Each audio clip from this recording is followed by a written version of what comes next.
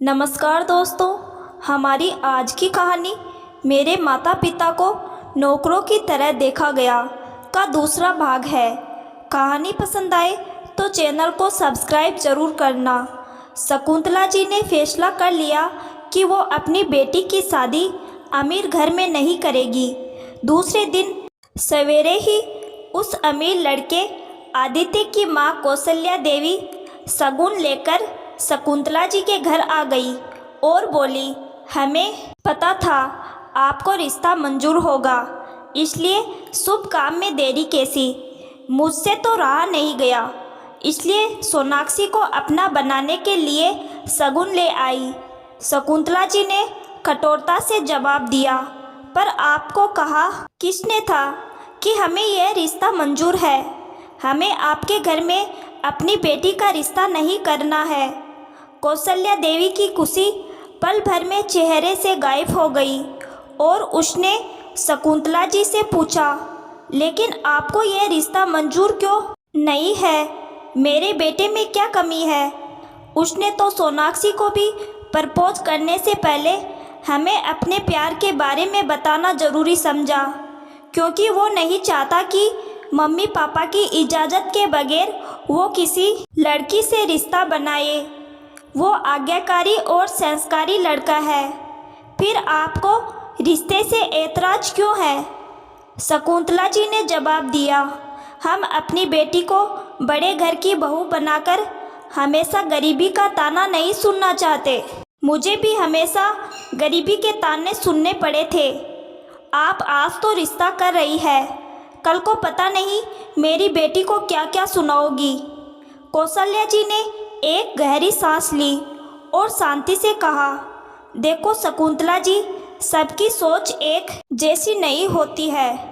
जरूरी नहीं कि सभी बड़े घर वाले गरीब घर की बहू को ताने मारे।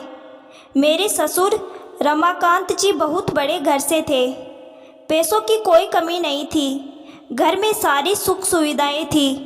2 बेटे और एक बेटी के साथ खुशी से अपना जीवन जी रहे थे।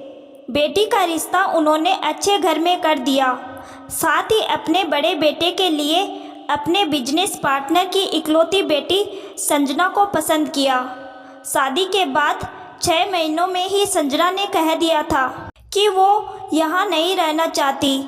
हालांकि उसके रहन सहन के लिए रमाकांत जी ने उन्हें कभी नहीं टोका था, फिर भी वो विदेश में रहना चाहती थी और उन दोनों ने अलग होने का फैसला कर लिया। बिजनेस की आधी हिस्सेदारी लेकर वो विदेश में रहने लगे। रमाकांत जी को विदेश जाने पर भी कोई ऐतराज़ नहीं था, लेकिन उनके बेटे बहू ने उन्हें फ़ोन करना भी बंद कर दिया। रमाकांत जी को उनकी बहुत याद आती थी। उनकी पत्नी तो बेटे की याद में हमेशा खोई खोई सी रहने लगी। एक दिन रमाकांत जी को उनके बगीचे की बागवानी करने वाले माली ने कहा, मालिक, मुझे अपनी बेटी को पढ़ाने के लिए कुछ पैसों की ज़रूरत है। रमाकांत जी आश्चर्य से बोले, क्या तुम भी अपनी बेटी को पढ़ाते हो?